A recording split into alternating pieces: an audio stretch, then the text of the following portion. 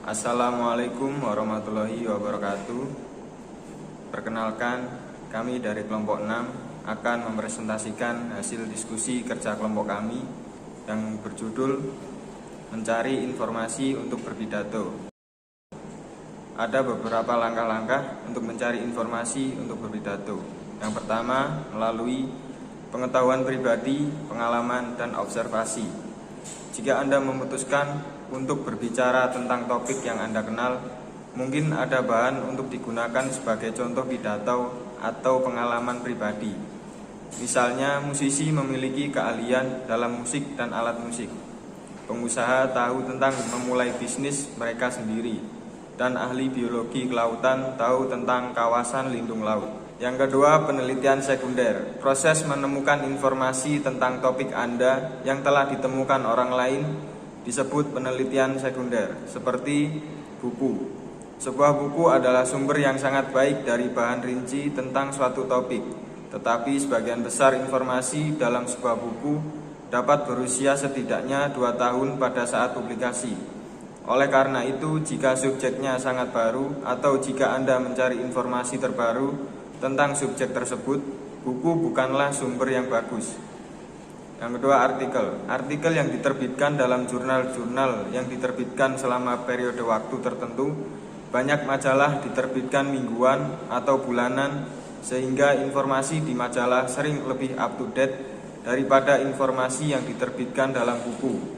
Yang ketiga, surat kabar adalah sumber fakta dan interpretasi yang sangat baik tentang subjek kontemporer dan sejarah. Namun perlu diingat bahwa penulis artikel surat kabar biasanya adalah seorang jurnalis yang menggunakan wawancara dan bekerja dengan orang lain dan mungkin bukan seorang ahli. Perlu diingat bahwa jurnalis dapat memasukkan pendapat mereka ke dalam artikel atau menyajikan satu sisi dari topik yang kontroversial. Yang keempat, ensiklopedia. Ensiklopedia adalah titik awal yang baik untuk penelitian Anda.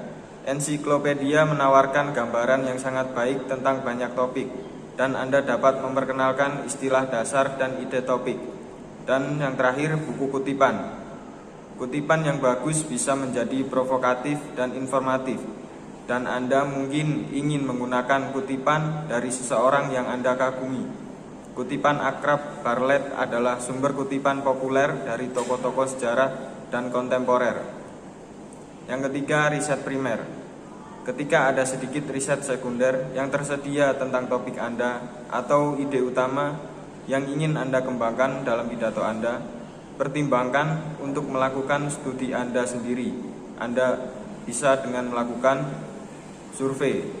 Survei adalah pencarian orang untuk mendapatkan informasi tentang ide dan pendapat mereka yang kemudian dianalisis trennya. Survei sangat efektif untuk menemukan sikap, nilai, dan keyakinan yang umumnya dipegang oleh sekelompok orang. Yang kedua, wawancara. Seperti reporter media, Anda mungkin mendapatkan beberapa informasi terbaik untuk pidato Anda dari wawancara, bertanya dan menjawab pertanyaan dengan terampil.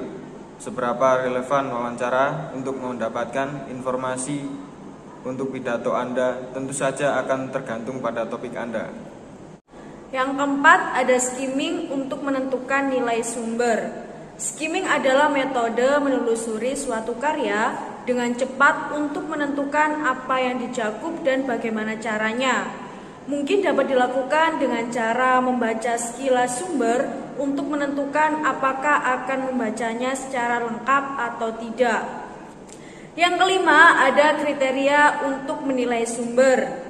Anda harus lebih berhati-hati dalam menggunakan informasi yang Anda temukan di internet, karena mengandung informasi dari berbagai sumber dan tidak ada yang mengawasi keakuratan informasi atau kejujuran orang yang memproduksinya.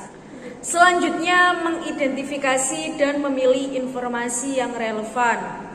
Informasi yang Anda temukan dalam sumber yang ingin Anda gunakan dalam berpidato, Anda dapat mencakup yang pertama, pernyataan faktual. Pernyataan faktual adalah pernyataan yang dapat diverifikasi. Salah satu cara untuk memverifikasi apakah informasi itu faktual adalah dengan memeriksanya terhadap materi dari sumber lain tentang subjek yang sama. Jangan pernah menggunakan informasi apapun yang tidak didokumentasikan dengan cermat, kecuali Anda memiliki sumber yang menguatkan. Yang kedua, melalui pendapat para ahli.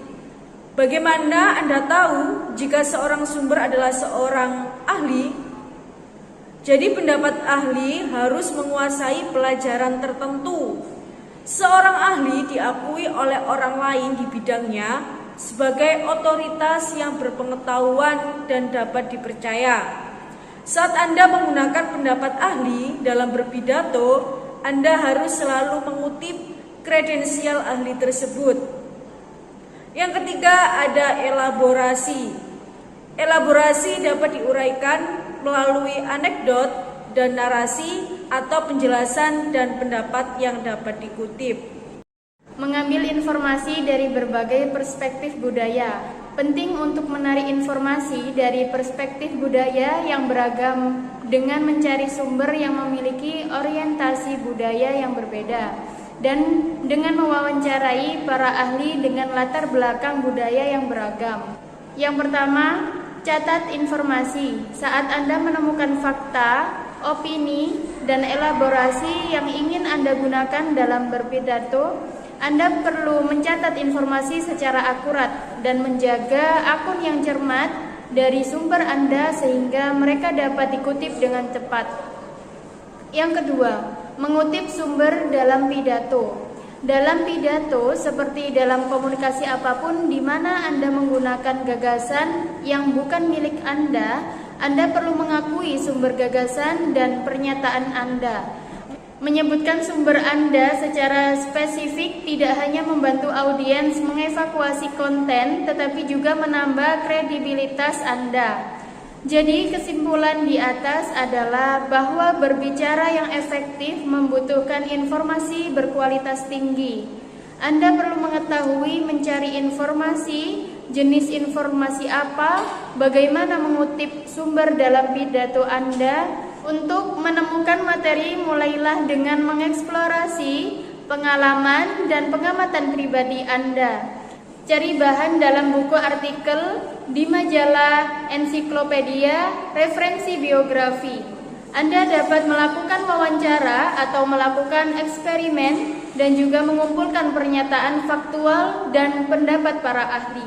Sekian dari kelompok kami. Wassalamualaikum warahmatullahi wabarakatuh.